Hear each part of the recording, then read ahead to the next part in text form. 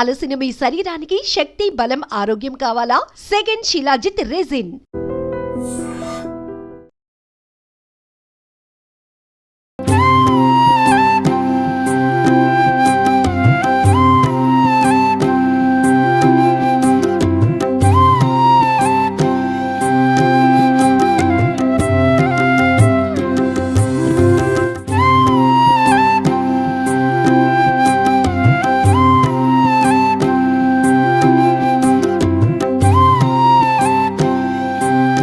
మీ ముందుకు ఇప్పుడు ఒక ప్రత్యేకమైనటువంటి ఆలయాన్ని పరిచయం చేయబోతున్నా.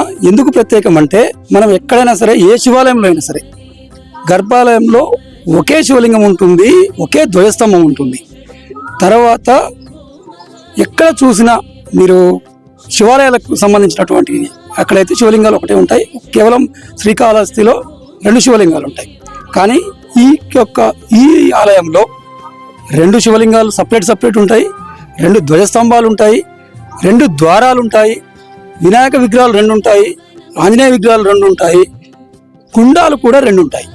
అసలు ఏంటి ఈ యొక్క ఆలయంలో ఇలా ఉండడానికి గల కారణం? అయితే వీటితో పాటు గోపురాలు కూడా 2 ఉంటాయి. ఈ ఆలయంలో ఉన్నటువంటి ఒకే ఆలయానికి 2 గోపురాలు ఉంటాయి. ఈ యొక్క ఆలయం యొక్క ప్రత్యేకత ఏంటి, అసలు ఇలా ఎందుకు ఉంటుంది, ఎక్కడ ఇది, ఇప్పుడు తెలుసుకునే ప్రయత్నం చేద్దాం.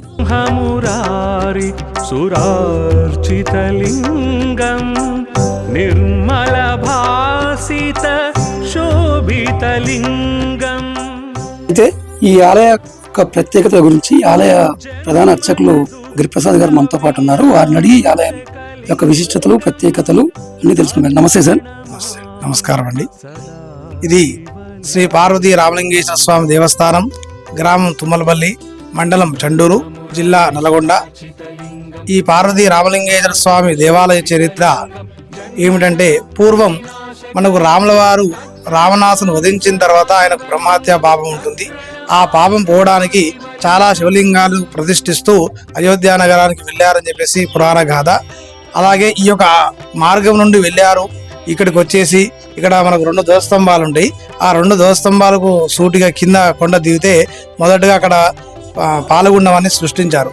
పాలగుండం సృష్టించి అక్కడ స్నానమాచరించేసి సీతమ్మ వారు, రాముల వారు, లక్ష్మణ, ఆంజనేయ స్వామి సహితంగా అక్కడ స్నానమాచరించేసి ఇప్పటికీ దాంట్లో పాదాలు ఉంటాయి. అవి రాముల వారి పాదాలుగా చెప్తూ ఉంటారు. అలాగే కొంచెం ముందుకు వచ్చిన తర్వాత ఈ గుహలో స్వామివారిని ప్రార్థిస్తే స్వయంగా పుట్టులింగాకారంగా వెలిశారు. తర్వాత అభిషేకానికి నీళ్లు కావాలి కాబట్టి గంగాదేవిని ప్రార్థిస్తే పుట్టుగుండంగా వెలిసింది. రాముల వారి యొక్క కాలం అయిపోయిన తర్వాత, అంటే కలియుగంలో ఋషులు, రాజులు ఉన్న కాలంలో ఇక 2 అన్నదమ్ములు ఒక రాజు దగ్గర పనిచేసేవారు. ఆ యొక్క 2 అన్నదమ్ములు కూడా పొరుగు రాజ్యానికి వెళ్ళి ఒక పని చేసుకోండి రాండయ్య అని చెప్పేసి రాజుగారు చెప్పగా, ఈ యొక్క మార్గం నుండి కూడా వాళ్ళు వెళ్తుంటే ఎక్కడైనా నీళ్లు దొరుకుతాయేమో, చాలా బాగా దాహం వేస్తుంది, నీళ్లు తాగుదామని చేస్తే ఇదంతా కూడా ఒకసారి మీరు పరిశీలిస్తే ఈ గుండం అంతా కూడా అనుసంధానంగా ఉంటుంది. ఈ పూర్వం ఈ గుండం అంతా కూడా చాలా పెద్దగా ఉండేది. ఇక్కడికి వచ్చేసి వాళ్ళు నీళ్లు తాగి ఇక్కడ నిద్ర చేశారని పురాణ కథ. ఉదయాన్నే లేవంగానే సూర్యుడి యొక్క కిరణాలు కూడా ఇప్పటికీ స్వామివారి మీద పడుతుంటే ఇక్కడ మెరుస్తుంది ఏంది అని చెప్పేసి కొంచెం ముందుకు రాగానే స్వామివారి దర్శనం ఇచ్చారు.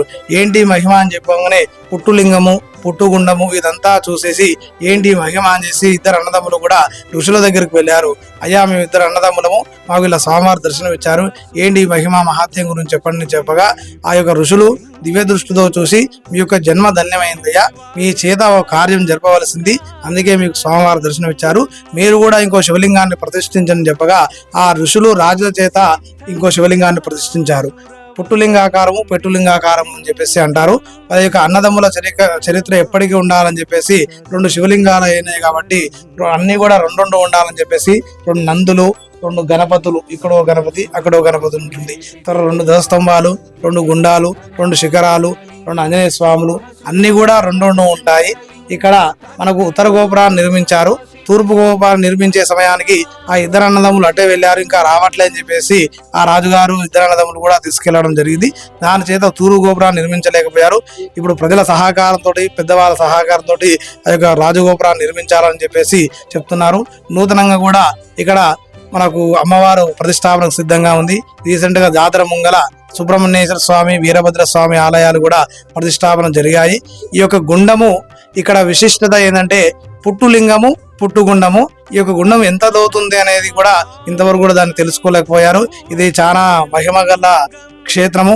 ఇక్కడ చాలా భక్తులు చుట్టుపక్కల వారు కాకుండా హైదరాబాద్ నుంచి ఉండి రాష్ట్రం నుంచి కూడా ఇప్పుడిప్పుడే అభివృద్ధి జరుగుతుంది ప్రజల సహకారంతో. ఇది ఎండోమెంట్లో దేవాలయ ధర్మాదాయ శాఖలో ఉంది. ఈ యొక్క దేవాలయం ఇంకా అభివృద్ధి చెందాలని చెప్పేసి ప్రజల సహకారం మనందరూ కూడా కోరుకుంటున్నాం. ఒకే ఆలయంలో 2 శివలింగాలు ఇక్కడ తప్ప మరి ఎక్కడ లేవంటారు, నిజమేనా? నిజమే అండి. ఇంకా మనకేందంటే ఇక్కడ విడివిడిగా 2 శివలింగాలు ఉంటాయి. మన క్షేత్రం అంటే కాళేశ్వరంలో ఉంటాయి, ఒకటే పానగొట్టం మీద శివలింగాలు ఉంటాయి. కానీ ఇక్కడ ఏంటంటే పానగొట్టము లింగాకారం సపరేట్ గా 2 ఉంటాయి. ఇక్కడ అన్ని కూడా 2 ఉంటాయి అన్నట్టు. 2 లింగాలు, 2 నందులు, 2 గణపతులు, 2 ధ్వజస్తంభాలు, 2 శిఖరాలు, 2 గుండాలు, ఏవైనా సరే 2 ఉంటాయండి అట్లా. అలాగే ఈ యొక్క పుట్టు గుండం గురించి అది అంతుండదు, అసలు ఎంత లోతుంది అనేది ఎవరికి తెలియదు. అలాగే నీరు చాలా స్వచ్ఛంగా ఉంటుంది. ఈ చండూరు చుట్టుపక్కల ప్రాంతం మొత్తం ఫ్లోర్ నీళ్ళు ఉంటాయి, కానీ ఇక్కడ మాత్రం చాలా స్వచ్ఛమైన నీళ్ళు ఉంటుంది అంటుంది. దాని అది నిజమే అండి. ఇంతవరకు కూడా దాన్ని అంతు తెలుసుకోవడం అనేది ఎవరు సాహసం చేయలేదు. అది ఇంతవరకు అది ఫలానా లోతుంది అనే విషయం కూడా పూర్వం 7 నులుకల తాడు అని చెప్పేసి అంటారు. ఆ 7 నులుకల తాడు వేసినా కానీ అందట్లేదు అని చెప్పేసి అన్నారు. ఇది ఇప్పటికీ కూడా మన చుట్టుపక్కల ఫ్లోర్ ఉన్నా కానీ ఇది ఎప్పటికీ కూడా వాటర్ అనేది ఎండిపోదు, ఎప్పుడు స్వచ్ఛతంగా ఉంటుంది. ఇప్పటికి కూడా ప్రజలు తాగుతూనే ఉంటారు. ఇక్కడికి దేవాలయంలో అభిషేకాలకు కానీ త్రాగునీరు కూడా ఎక్కడ అవే ఉపయోగిస్తుంటామండి మేము. అట్లే ఈ యొక్క క్షేత్రంలో ఉత్సవాలు ఎప్పుడు జరుగుతుంటాయి, ఎక్కడి నుంచి చూస్తుంటారు? ప్రతిరోజు కార్యక్రమాలు జరుగుతుంటాయి. ఇక్కడ మనకు పాల్గొన శుద్ధ ఏకాదశి నుంచి పాల్గొన బహుళ తదియ వరకు కూడా ఇక్కడ బ్రహ్మోత్సవాలు జరుగుతాయి. మనకు శివరాత్రి రోజు ఉత్సవ విగ్రహాలు ఊరేగింపుగా ఊర్లో నుంచి గుట్టపైకి వేచేస్తుంటారు. త్రయోదశికి స్వామివారు గుట్టపైకి రావడము, త్రయోదశికి కళ్యాణం జరుపుకోవడము, త్రయోదశికి మళ్ళీ ఊర్లో ఊరేగింపుగా వెళ్ళడం జరుగుతుంది. ఇక్కడ కళ్యాణం బ్రహ్మాండంగా త్రయోదశి జరుగుతుంది. అలాగే పౌర్ణమి రోజు మనకు చిన్న తేరు అనేది ఉంటుంది. పాడ్యం రోజు పెద్ద తేరు తెల్లవారుజామున అనగా పెద్ద తేరు రథోత్సవం జరుగుతుంది. విమాన రథోత్సవం ఉంటారు. అగ్నిగుండాలు కూడా ఇక్కడ బ్రహ్మాండంగా జరుగుతాయి. అది తదియ రోజు కార్యక్రమాలు కూడా ఇక్కడ అంగరంగ వైభవంగా జరుగుతాయి. ఇక్కడ చండూరు, నల్గొండనే కాకుండా హైదరాబాద్ నుంచి మన రాష్ట్రంలో తెలిసినంత వరకు ఇక్కడ చాలా పబ్లిసిటీ అయింది కాబట్టి తెలుసుకుంటే మాత్రం ఖచ్చితంగా ఇక్కడికి వస్తుంటారు. ఇంకో మహిమ ఏంటంటే ఆయన రప్పించుకుంటే ఖచ్చితంగా ఎక్కడున్నా తెలిసి తెలియకపోయినా సరే ఆయన దగ్గరికి ఖచ్చితంగా ఇక్కడ వస్తారండి. ఆ మహిమ ఉంది. ఇక్కడ మనకు ఏమైనా కోరికలు, సంతానమైనటువంటి కోరికలు కానీ ధర్మబద్ధమైన కోరికలు ఏవైనా సరే భగవంతుడు అనుగ్రహిస్తాడని చెప్పేసి ప్రతీక అండి. ఇక్కడ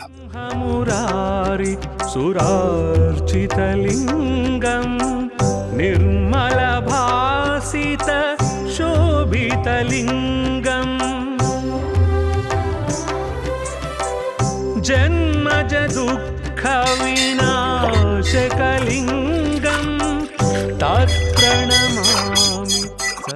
పుట్టుగుండంగా పేరుగాంచినటువంటి ఈ యొక్క కోనేరు పురాతన కాలం నుంచి ఈ యొక్క కోనేరులో స్వచ్ఛమైన నీరుకు ప్రతీక అని చెప్తున్నారు చుట్టుపక్కల గ్రామాల ప్రజలు. ఈ యొక్క నీటిని నిత్యం సేవిస్తుంటారు. దీంట్లో ఎలాంటి ఫ్లోరిన్ కానీ ఎలాంటి అయితే చండూరు చుట్టుపక్కల ప్రాంతం మొత్తం ఫ్లోరైడ్కు బాగా ప్రసిద్ధి. ఎంత ఏ బోర్లలో ఫ్లోరైడ్ వాటర్ ఉన్నా ఫ్లోరైడ్ ఉన్నప్పటికీ ఈ గుండం నీటిలో మాత్రం ఎలాంటి ఫ్లోరైడ్ లేవని చెప్పేసి పరీక్షల తెలిసిందని చెప్తున్నారు. అలాగే దీని యొక్క లోతు ఎవరికి అంతు చిక్కనంత లోతు ఉంది. వెనకటి కాలంలో 7 మంచాలకు సంబంధించిన నులకని దానికి ఒక బరువు కట్టి లోపలికి వదిలినట్లయితే 7 మంచాలకు సంబంధించినటువంటి నులక కూడా కిందికి పోయింది, కానీ ఇంకా పోతూనే ఉంది. ఇంకా మన వల్ల కాదు అని చెప్పేసి గతంలో వాళ్ళు పురాతన కాలంలో వాళ్ళు వదిలేసిన విషయం అయితే మనకు పంతుల వారు తెలిసింది. అలాగే ఈ ప్రస్తుత కాలంలో కూడా పూర్వ చైర్మన్ ఒకతను ఒకసారి పూడిక తీద్దాం ఎలా ఉంటుంది, దాంట్లో ఏమన్నా దొరుకుతుంటాయని చెప్పేసి ప్రయత్నం చేయగా దాంట్లో మట్టి తీయడానికి కానీ మరే ప్రయత్నం చేస్తూ వాటర్ బయటికి పెట్టడం జరిగిందంట. ఎన్ని రోజులైనా సరే దాదాపు 1 వారం రోజులు వాటర్ని బయటికి తీసే ప్రయత్నం చేసినప్పటికీ ఎట్టి పరిస్థితిలో ఎంత వాటర్ బయటికి పోయినా మళ్ళీ ఇదే విధంగా ఇక్కడే నిండి ఉండడంతో వాళ్ళు వద్దు, ఇది దైవ కార్యం, ఇది మనతో కాదు అని చెప్పేసి విరమించుకున్నట్టుగా స్థానికుల ద్వారా తెలుస్తున్నది. మొత్తం మీద పుట్టు గుండం, పుట్టు లింగంతో ఈ యొక్క క్షేత్రం విరాజిల్లుతుంది. సురార్చితలింగం నిర్మల భాసిత శోభితలింగం జన్మజ జన్మజ దుఃఖ వినాశకలింగం తత్ప్రణమా. సరే ఇంతవరకు ఎప్పుడైనా వెనక నుంచి చూసిన నాకు దాదాపు ఇప్పుడు 50 ఏళ్ళు కావచ్చు, 53 ఏళ్ళు, 55, 56 అవుతుంది. అప్పటి నుంచి వాటర్ అనేది ఇక అది ఎప్పుడు వస్తూనే ఉంటుంది. ఈ సంవత్సరం 300 ఫీట్ల కానీ తగ్గింది, బోర్లే తగ్గింది కాబట్టి ఇది తగ్గింది. ఇప్పుడు ఇక ఏమైనా అది ఫుల్ అయింది అనుకో, ఇది ఎప్పుడు ఇక ఏరు తాగుతూనే ఉంటుంది, ఎప్పుడు ఆగదు. పాలకుండా తెల్లగా మన పాలలాగానే ఉంటుంది సార్. ఎప్పుడైనా ఇంకా ఇక్కడి నుంచి ఇట్లా నడుస్తుంది. ఓసారి ఉత్తర పక్క నుంచి దత్తడా నుంచి ఉత్తరం నడుస్తుంది నీరు. ఓసారి చక్క మన పన్నెండు నుంచి తూపు జరుగుతుంది. పొంగ అది సన్నగా ఉంది లోపల, ఇంత ఏడెల్పులు ఉంటుంది. పొంగ దానికి దీనికి సూత్రాలే ఉన్నాయి అన్నట్టు. ఎందుకు మీకు ఈ దేవుడు అంటే అంత ఇష్టం? ఇష్టం అంటే రామలింగ స్వామి అంటే నాకు ఇష్టం. ఫస్ట్ ఆటో తీసుకున్నాను, ఆ రోడ్డు ఆరోగ్యం బాగాలేకుంటే ఇక్కడికి వచ్చిన కాంచి నేను ఆటో మీదనే మంచిగా హాయిగా బతున్నాను, రూపాయి సంపాదించుకుంటున్నాను, నా పిల్లల్ని నేను కానీ బతున్నాను. మళ్ళీ కూడా ఇప్పుడు పూజ చేయించుకోవడానికే వచ్చేసి అట్లా. మళ్ళీ ఇప్పుడు ఈ సంవత్సరం కూడా నాకు మంచిగా ఈ కాలం వల్ల మంచి బండి నడచాలి, అదే కన్ను చూడాలి నాకు, కానీ ఆరోగ్యంతో మంచిగా వచ్చి. మనతో పాటు మరికొంతమంది భక్తులు వారి అడిగి తెలుసుకుందాం. నమస్తే అండి. నమస్తే. ఎప్పటి నుంచి వస్తున్నారు? ఈ టెంపుల్ ప్రత్యేకత ఏంటి? ఇక్కడే ఉంటాము. ఇక్కడ చాలా బాగుంటది. ఏదైనా రెండు దేవుళ్ళు ఉంటారు. మేము ఇక్కడ మంచి ఏది కోరుకున్నా అవుతుంది. ఇక్కడే మేము ఇప్పుడు వస్తుంటాము. జాతర జరుగుతుంది, ఇక్కడనే ఉంటాం. మంచిగా ఉంటది. అందరూ వచ్చి ఇక్కడ అందరు చాలా మంది వస్తారు, ఎక్కడెక్కడి నుంచి ఊర్ల నుంచి వస్తారు. మంచిగా దర్శనం చేసుకొని వెళ్ళిపోతుంటారు. మంచిగా అనిపిస్తుంది మాకు. ఎప్పుడు జాతర ఎప్పుడు వస్తుంటుంది? ఎప్పుడు మార్చిలో వస్తుంది. ప్రతి సంవత్సరం మార్చిలో పెద్ద ఎత్తున జరుగుతుందా? జనాలు ఎంతమంది వస్తారు? ఎక్కడి నుంచి వస్తారు? చాలా మంది వస్తారు. 500,000 మంది దాకా వస్తారు. మంచిగా జరుగుతుంది. వారం రోజులు 15 రోజులు జరుగుతుంది. ఇక్కడ మంచిగానే ఉంటది. బ్రహ్మోత్సవాలప్పుడు ఇక్కడ నుంచి స్థానికులు చుట్టుపక్కల గ్రామాలు, హైదరాబాద్ నుంచి కూడా వస్తుంటారు. హైదరాబాద్ నుంచి చాలా జనాలు వస్తారు. చాలా ఊర్ల నుంచి కూడా వస్తారు, దూరం నుంచి. మంచిగానే ఉంటది.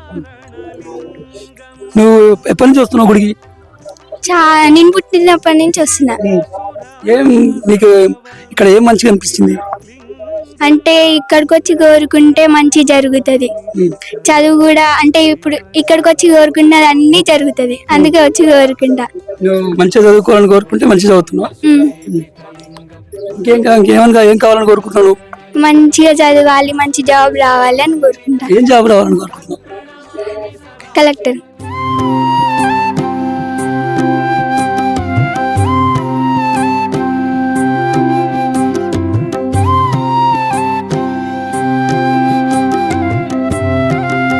ఇక్కడికి వచ్చినట్లయితే భక్తులు తమ కోరిన కోరికలు వెంటనే తీరుతాయి. అలాగే ప్రత్యేకంగా అన్ని విగ్రహాలు 2, ద్వయస్తంభాలు 2, వినాయక విగ్రహాలు 2, ఆంజనేయ స్వామి విగ్రహాలు 2, గుండాలు 2 అన్ని ఇలా ఉండడంతో ఎంతో ప్రత్యేకత చెందినది. చుట్టుపక్కల ప్రాంతాలే కాకుండా దూర ప్రాంతాల నుంచి కూడా వస్తున్నారు. ఈ మధ్య కాలంలో ఇంకా ఎక్కువ ఫేమస్ అవుతుంది. తప్పకుండా తెలుగు రాష్ట్ర ప్రజలు ఈ యొక్క క్షేత్రానికి ఇచ్చేసి తమ కోరికలను తీర్చుకోవాలని చెప్పేసి పంతులు గారు కోరుతున్నారు. ఏది ఏమైనప్పటికీ ఇలాంటి టెంపుల్ మరి ఎక్కడా లేదు కాబట్టి అందరూ దర్శించుకోవాలని కోరుతున్నారు. కెమెరామెన్ సతీష్తో నాగేంద్రచారి, తుమ్మలపల్లి.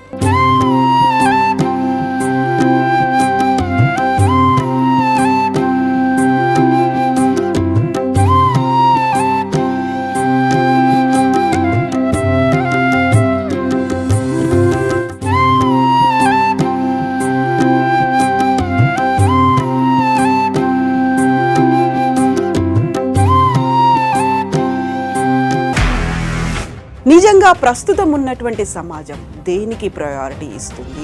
ఆర్థిక సంబంధాల చుట్టూ మాత్రమే తిరుగుతుంది. మళ్ళీ ఎన్నికలంగానే చాలా విరక్తి కలుగుతాం.